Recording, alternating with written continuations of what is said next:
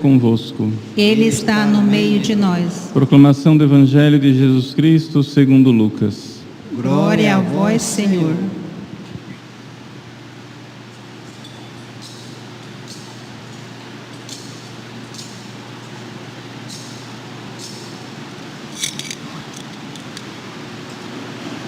Naquele tempo, Jesus levou consigo Pedro, João e Tiago e subiu à montanha para rezar. Enquanto rezava, seu rosto mudou de aparência e sua roupa ficou muito branca e brilhante. Eis que 2 homens estavam conversando com Jesus. Eram Moisés e Elias. Eles apareceram revestidos de glória e conversavam sobre a morte que Jesus iria sofrer em Jerusalém. Pedro e os companheiros estavam com muito sono. Ao despertarem, viram a glória de Jesus e os 2 homens que estavam com ele. E quando esses homens se iam afastando, Pedro disse a Jesus: Mestre, é bom estarmos aqui. Vamos fazer 3 tendas, uma para ti, outra para Moisés e outra para Elias. Pedro não sabia o que estava dizendo. Ele estava ainda falando quando apareceu uma nuvem que os cobriu com sua sombra. E os discípulos ficaram com medo ao entrarem dentro da nuvem. Da nuvem, porém, saiu uma voz que dizia: Este é o meu filho, o escolhido. Escutai o que ele diz. Enquanto a voz ressoava, Jesus encontrou-se sozinho. Os discípulos ficaram calados e naqueles dias não contaram a ninguém nada do que tinham visto. Palavra da salvação. Glória a vós, Senhor.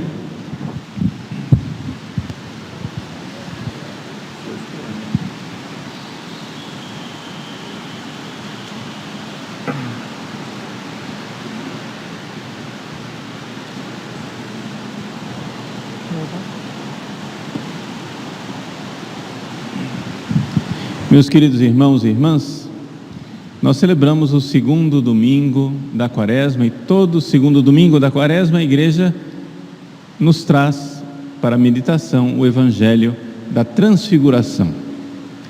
E o que é que esse Evangelho da Transfiguração, tão glorioso, tão cheio de luz, tem a ver com o roxo da Quaresma, ou seja, com a penitência que nos é proposta? Na verdade, Deus quer que nós façamos um caminho de fé para nos preparar para a paixão de Jesus. Vamos entender. Uma semana antes dos acontecimentos desse Evangelho, Jesus foi até os seus apóstolos e perguntou: E vós, quem dizeis que eu sou? E Pedro então confessou a fé e disse: Tu és o Cristo, o Filho de Deus vivo.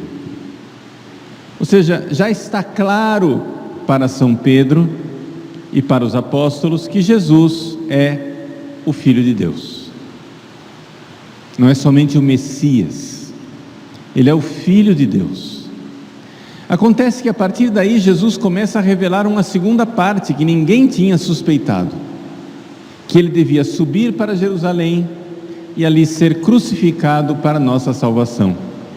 É nesse momento que São Pedro vacila na fé. O que quer dizer vacila na fé? Quer dizer o seguinte: a fé é acreditar, é crer no que Jesus nos diz. Fé é isso. Fé é isso que o Evangelho de hoje nos recorda. Esse é o meu filho. Até aí São Pedro já enxergou. Esse é o meu filho, o escolhido.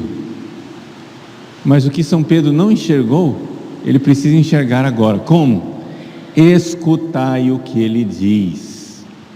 Jesus está dizendo que ele vai subir para Jerusalém para morrer. E os discípulos têm uma dificuldade enorme de entender isso. Então, para ajudar a fé desses discípulos, Jesus aparece transfigurado. E, vejam só, aparecem conversando com ele Moisés e Elias, ou seja, Moisés, a lei, a Torá, Elias, os profetas. E sobre o que é que Jesus, Moisés e Elias estão conversando? Conversavam sobre a morte, diz a nossa tradução, que Jesus iria sofrer em Jerusalém. No original, eles conversavam a respeito do êxodo de Jesus desse mundo, ou seja, de como Jesus iria passar desse mundo para Deus, para o Pai, através da sua morte na cruz. Ou seja, o assunto aqui, claramente Deus está nos dizendo, está dizendo a Pedro, Tiago e João, as Escrituras, Moisés e os profetas falavam deste momento. Eles não entenderam nada. Tanto não entenderam que ficaram somente no fulgor daquela glória. E então Pedro diz: façamos 3 tendas para ficar aqui. E o evangelista, que é bastante claro, diz de forma desconcertante: Pedro não sabia o que estava dizendo. Ou seja, Pedro não entendeu foi nada. Diante de uma visão esplendorosa, diante de uma revelação divina, só faltou Deus desenhar para São Pedro. Nem isso faltou, porque Deus deu a São Pedro uma visão. Claramente Jesus conversava com Moisés e com Elias a respeito da sua morte na cruz.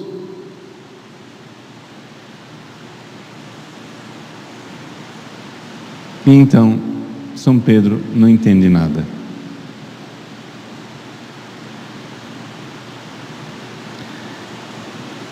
Quando depois Jesus morre na cruz, ressuscita ao 3º dia, esse mesmo evangelista que nós estamos lendo hoje, São Lucas, nos narra que na tarde do domingo da ressurreição, Jesus apareceu caminhando a 2 discípulos que iam para o povoado de Emaús. E os 2 discípulos caminhavam abatidos porque Jesus tinha morrido na cruz.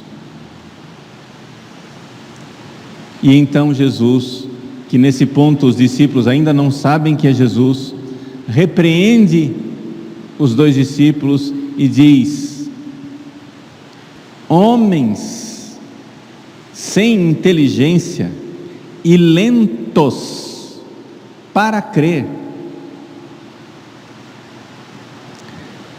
Não era necessário, vejam a palavra, não era necessário que o Cristo padecesse, sofresse, para entrar na sua glória.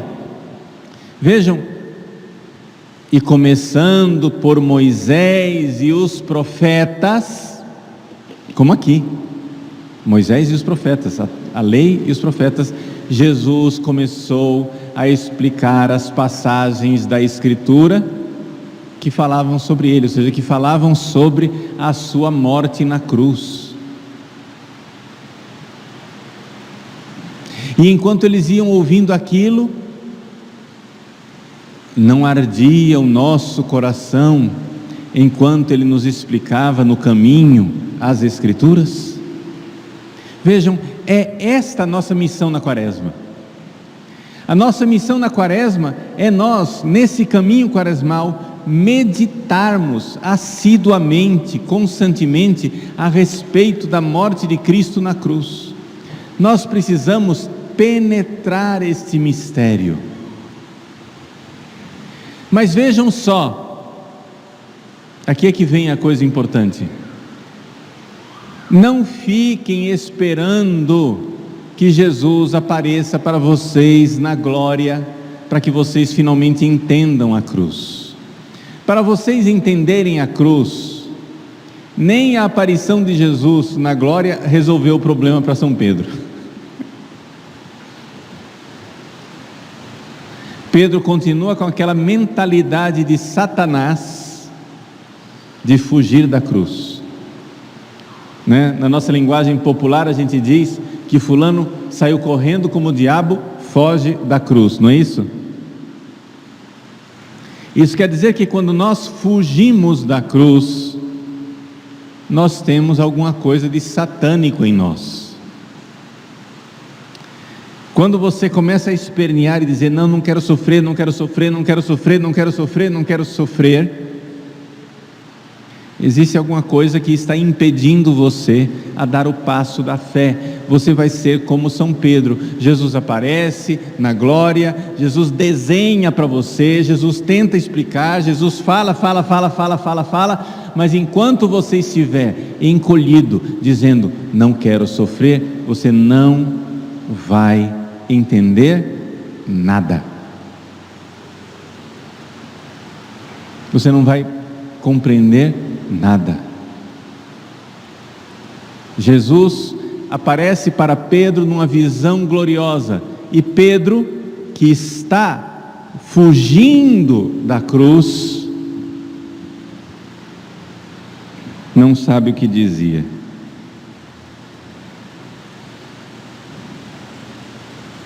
Inteligência completamente obnubilada, toldada, inteligência coberta, sem enxergar nada. Ou seja, o ato da fé de São Pedro é ainda um ato encoberto. O que é que nós queremos nessa quaresma? Nós queremos caminhar com Jesus, que Ele nos explique as Escrituras, que a gente medite o grande mistério que nos diz, que nos revela, que nos fala que Jesus era necessário que o Cristo sofresse para entrar na sua glória. Por que é que a cruz é necessária? Esse é o ponto que nós temos que entender. Esse é o ponto que nós precisamos crer. Jesus está dizendo, o Filho do Homem deve subir para Jerusalém para morrer na cruz. Deve. Nós temos uma mentalidade humana distorcida pelo pecado. E o que é que a gente pensa? A gente pensa o seguinte: Jesus é Deus, Ele veio aqui nos salvar. Era para todo mundo, vendo aquele amor de Jesus, aplaudir Jesus, dizer, nós cremos, que beleza, pronto, estamos salvos. E aí aconteceu, porém, um imprevisto. Que chato, Jesus morreu na cruz, mas não tem problema, Deus ressuscitou Ele no terceiro dia, e a nossa fé é a fé da ressurreição, e nós somos gente que crê na ressurreição, glória a Deus. Mas você não vê que isso é uma distorção da fé cristã? Ou seja, você varre o incômodo da cruz para debaixo do tapete, como se fosse um episódio casual, um caso fortuito, um acidente de percurso, mas que não estava planejado, mas que logo Deus consertou, como quem no caminho, né, fura o pneu, mas a gente foi, tirou o pneu, colocou um estepe e chegamos lá. A cruz, para a nossa mentalidade mundana, é um infortúnio que poderia não ter acontecido. No entanto, o que Deus está nos dizendo, tentando dizer para Pedro, Tiago e João, e tentando dizer para nós, é que o Filho do Homem deve subir a Jerusalém. Não era necessário que o Cristo sofresse para entrar na sua glória. Ou seja, Deus está tentando nos dizer que a cruz não é um acidente, foi para isto que Ele veio. Meus queridos irmãos, a cruz não é um acidente na vida de Jesus. Foi para a cruz que Ele veio para nos salvar. Ele veio, tendo amado os seus, amou-os até o fim. Esta é a razão de ser da vida dele. Ele, sendo Deus lá no céu, se fez homem, assumiu uma vida aqui na terra para uma finalidade: morrer por nós, nos amar até o extremo do amor. A cruz é necessária porque a cruz é o caminho para o amor que vem ao mundo onde reina o pecado. Para o mundo onde reina o pecado, a maldade, o egoísmo, a malícia, a mentira, a inveja, era necessário. Veja, Deus criou Adão e Eva no paraíso, mas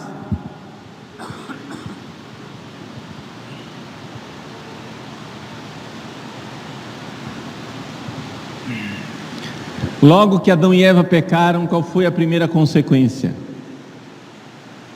2 irmãos, Caim e Abel, por inveja, Caim matou Abel. Como por inveja os fariseus matarão Jesus, foi por inveja de Satanás que o pecado entrou no mundo e levou os nossos primeiros pais ao erro. Foi por inveja então que a morte entrou no mundo. E o primeiro ser humano que morreu, não morreu velhinho no seu leito, em casa, na cama. O primeiro ser humano que morreu, nos dizem as Sagradas Escrituras, morreu com violência, foi um assassinato, foi um fratricídio. Por quê? Porque o justo Abel ofereceu a Deus o seu sacrifício de amor, e a inveja de Caim,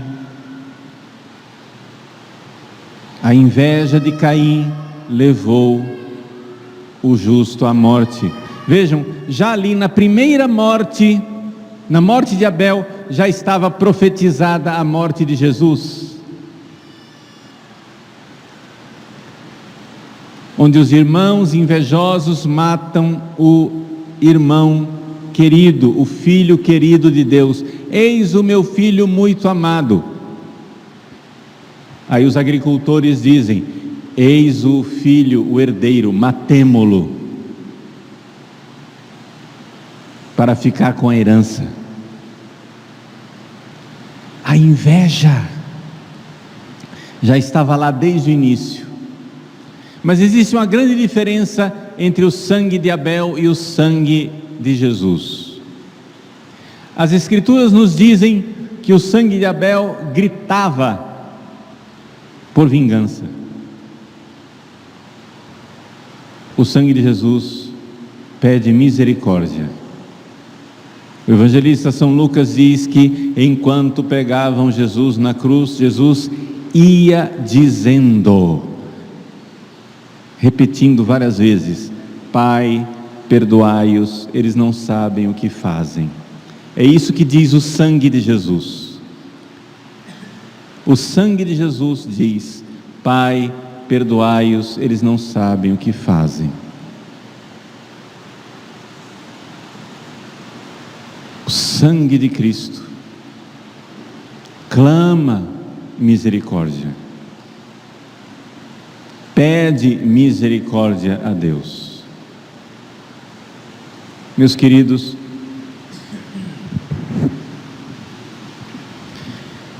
irmãos e irmãs, esta misericórdia que Jesus pede para nós, esse amor que Ele pede para nós,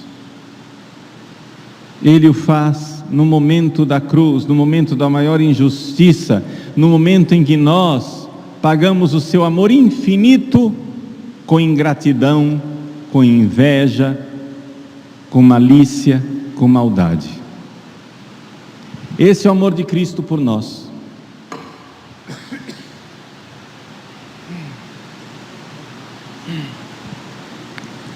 O amor de nosso Senhor Jesus Cristo, que se entrega na cruz, Ele devia nos amar até o fim.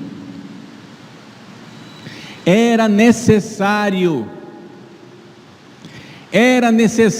que Ele fosse fiel aos infiéis, que Ele amasse os que o odiaram, que Ele fosse generoso e distribuísse largamente para aqueles que o invejaram. Era necessário que Jesus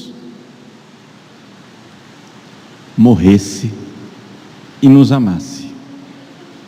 Então a cruz de Cristo não é um detalhe, não é um percalço, não é um momento descartável.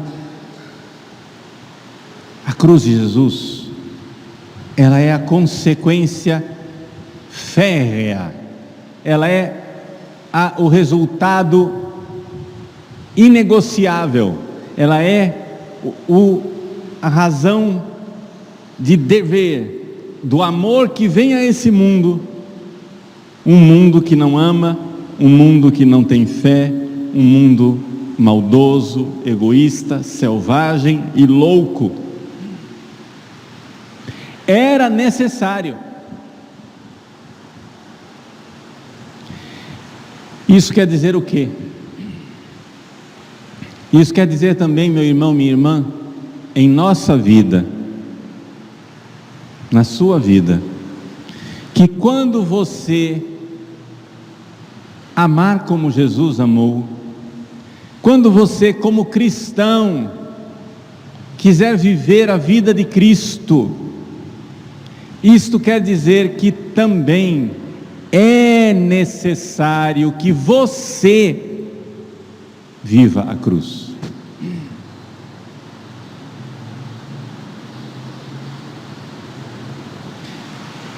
Não tem como fugir disso.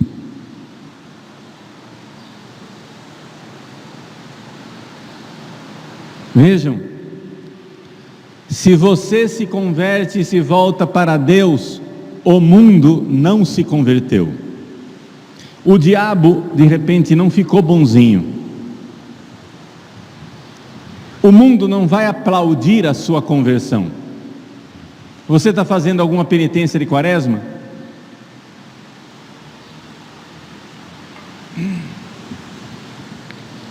O que é que o mundo está dizendo para você? Para que esse fanatismo? É ou não é? Para que esse exagero? Vejam, estou dando um exemplozinho de uma penitenciazinha de quaresma, porque eu tenho certeza absoluta que não tem ninguém aqui se matando de penitência, não é? Não tem ninguém aqui correndo risco com relação à própria saúde com a penitência. Você faz um sacrifíciozinho e o mundo já começa a gritar e dizer: para que isso?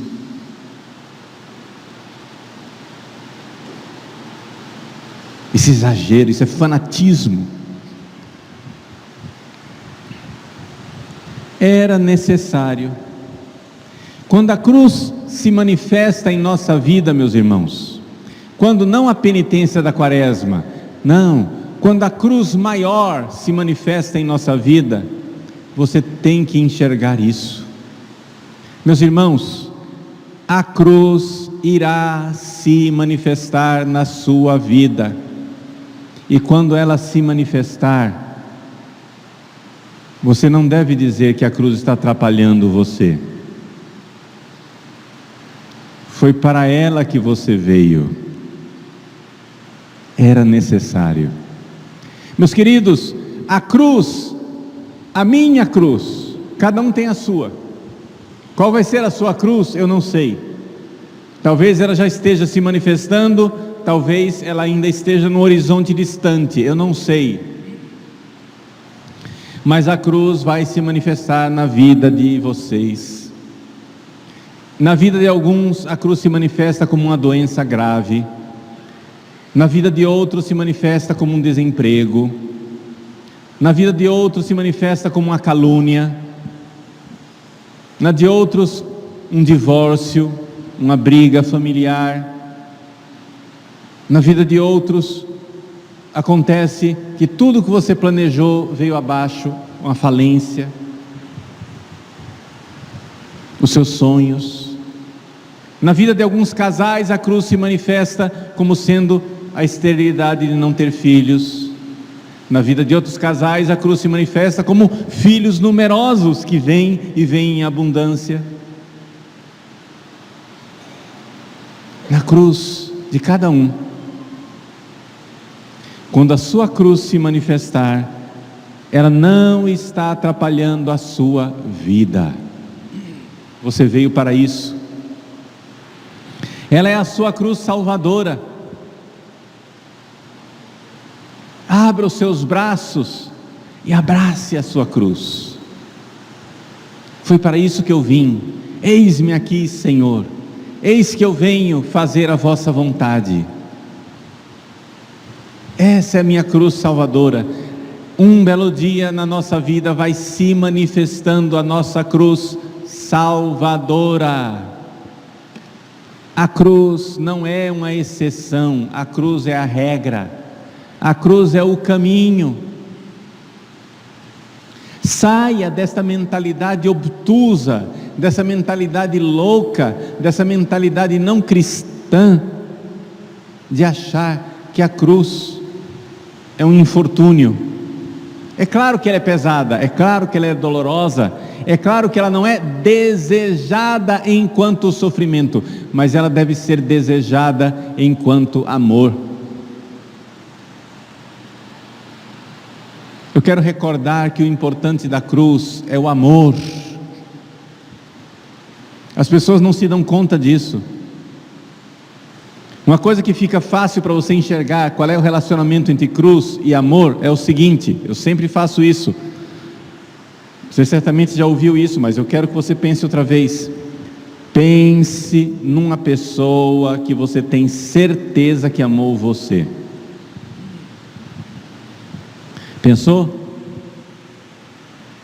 Eu quero que você pense numa pessoa, você tem que ter um nome aí na sua cabeça.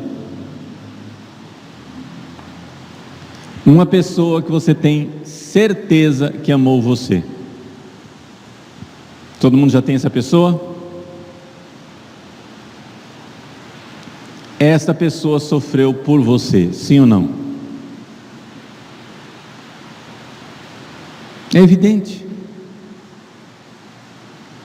Se a pessoa amou você, ela sofreu por você. A gente só se lembra do amor de quem sofreu por nós. Sabe qual é a consequência disso? Examine a sua vida e se pergunte por quem você está sofrendo, em favor de quem você está sofrendo, em benefício de quem você está sofrendo. Se você não está sofrendo por ninguém, é porque você não ama ninguém, muito provavelmente é isso. Se você diz, não quero sofrer, não quero sofrer, não quero sofrer, o que você está dizendo é, eu não quero amar, eu não quero amar, eu não quero amar.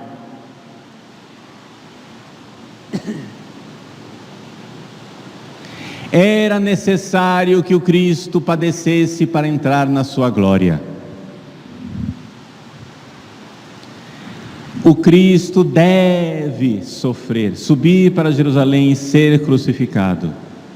Você também, cristão, quem quiser me seguir, renuncie a si mesmo, tome sua cruz, dia após dia e me siga. Por quê? Porque o nosso Deus é um Deus mau, sádico, sanguinário, que gosta de ver os seus filhos sofrerem?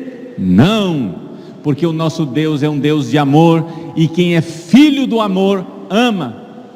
Mas quem é filho do amor e ama num mundo cheio de pecado, egoísmo, miséria, morte, desgraça e injustiça, vai ser crucificado. O discípulo não é maior do que o seu mestre. Odiaram a mim, odiarão a vocês também, disse Jesus na última ceia.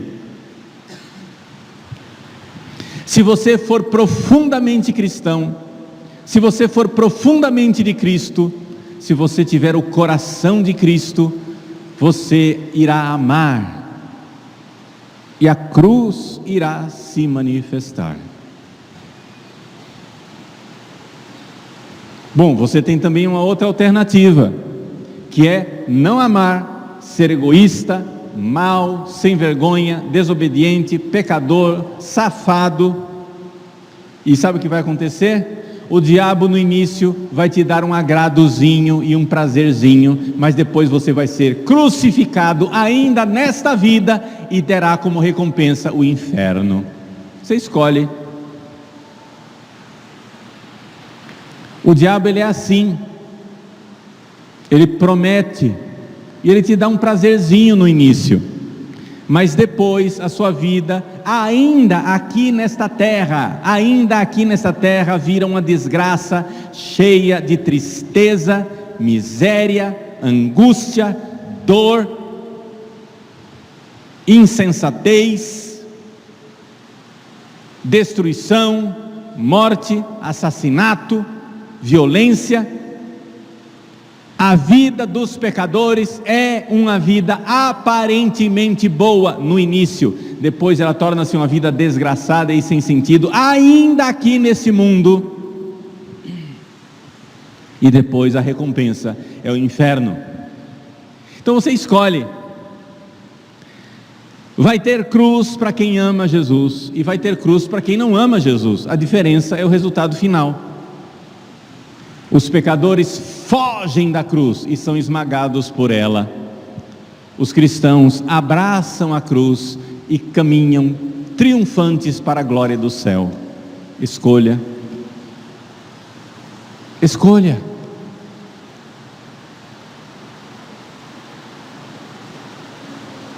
Nesse momento, lá do outro lado do mundo, na Ucrânia, pessoas estão morrendo numa guerra. Ali tem justos e injustos, e a diferença entre o justo e o injusto não é se a pessoa é russa ou ucraniana. A diferença entre o justo e o injusto é aqueles que estão na graça de Deus e aqueles que estão em pecado. Esses são os dois povos nos quais se divide a humanidade. A divisão da humanidade não está entre russos e ucranianos, mas entre quem está na graça de Deus e quem está em pecado.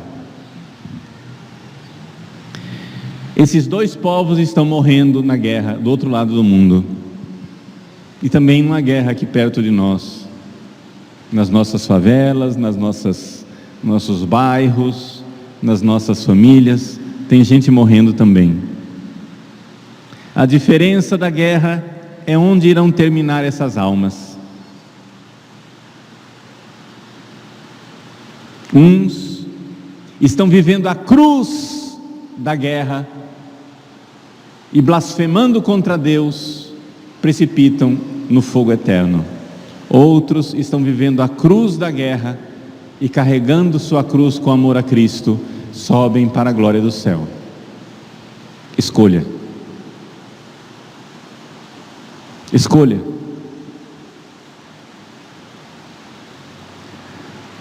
São Pedro, abobado, tomado pelo prazer da glória de Deus dada aqui na terra, vamos fazer 3 tendas. Não entendo o que está falando.